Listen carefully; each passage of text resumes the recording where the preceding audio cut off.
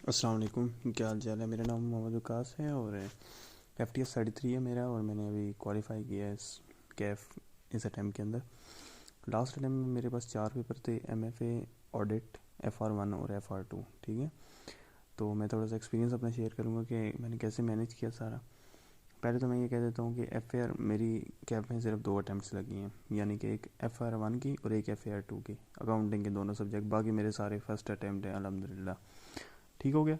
तो वो जो गलती मैं आपको बताता हूँ जो मैंने की, और वो आप लोग ना करें अकाउंटिंग के अंदर ख़ास तौर पर। एक तो मैंने मैनेज किस तरह किए 4 पेपर, ठीक है। मैंने सिर्फ FR2 का मुझे लेक्चर नहीं लेना होता था, उसकी मेरी बहुत अच्छी तैयारी थी अल्हम्दुलिल्लाह। मेरी थोड़ी तबीयत ख़राब हो गई थी, इस वजह से पेपर में मुझे मसला हुआ उसमें।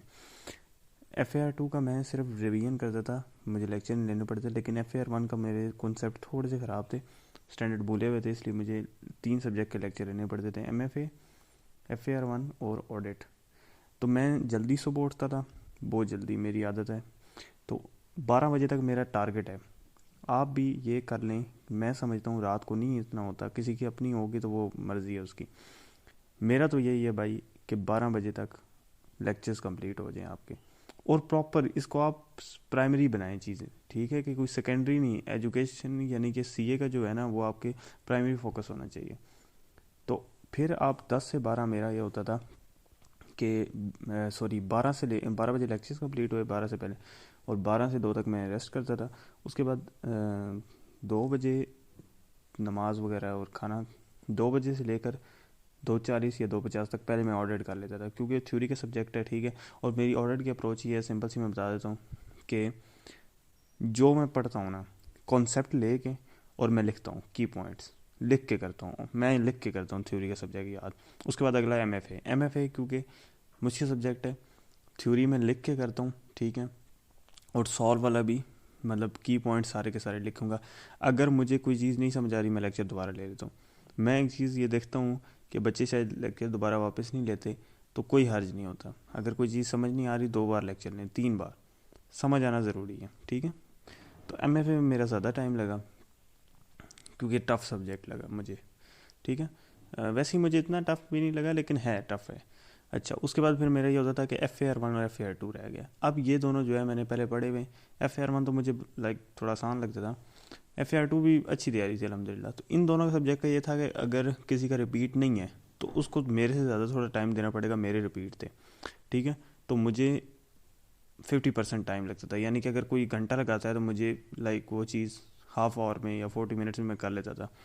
तो मेरा यही होता था कि FAR1 FAR2 का रोज़, जैसे FAR1 का मैंने शुरू किया 1 से लेकर स्टार्ट से बिल्कुल, IS16 हो गया, फिर इस तरह सारी चीज़ें, ठीक है। छोड़ता मैं कुछ नहीं हूँ, एक मैं आपको बता दूँ, कोई चीज़ मैं नहीं छोड़ता। चारों सब्जेक्ट का कोई एक टॉपिक नहीं छोड़ा अल्हम्दुलिल्लाह। इतना है कॉन्फिडेंस कि छोड़ोगे ना यार, पहला सवाल वो आएगा।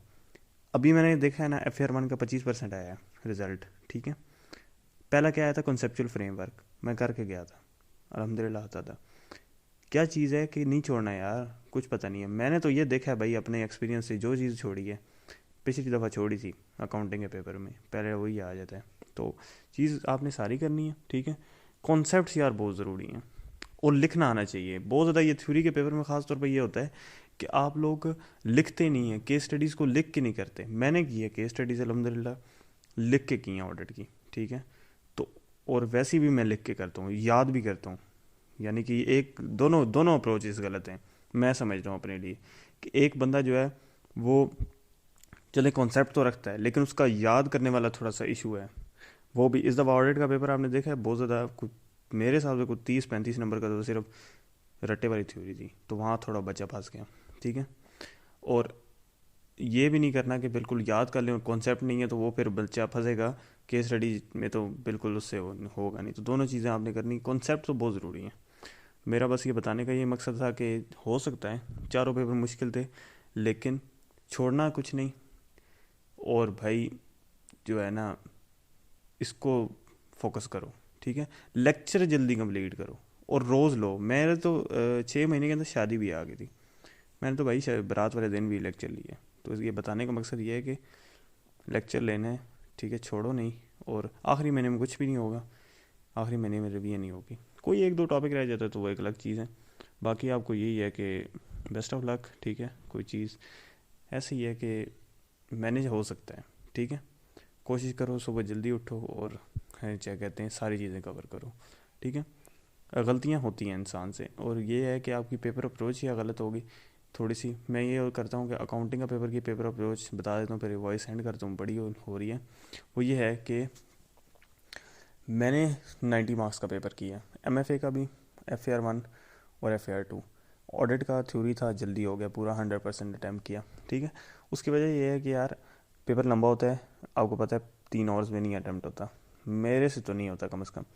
तो वो मैं इस तरह करता हूँ कि मैं समझता हूँ कि एक शॉर्ट क्वेश्चन स्किप कर देता हूँ, लॉन्ग पे चला जाता हूँ, ठीक है। 92 मार्क्स, अगर 8 नंबर का शॉर्ट क्वेश्चन है तो फिर आपने क्या करना है कि लॉन्ग सारे अटैम्प्ट करने हैं, ठीक है, अच्छे से अच्छे मार्क्स। यानी कि स्टार्ट की चीज़ें लॉन्ग में भी होती हैं, आपको मार्क्स गेनिंग मार्क्स देती हैं। कुछ एडजस्टमेंट मुश्किल भी होती हैं, लेकिन आप कोशिश करें सारी चीज़ें अटैम्प्ट करें। और उसके बाद अगर टाइम बचता है, किसी का बहुत स्पीड है, तो मुझे तो नहीं लगता कि वो बचता होगा टाइम, तो शॉर्ट क्वेश्चन अगर वो कर ले तो कर ले, आखिर में मुश्किल ही है।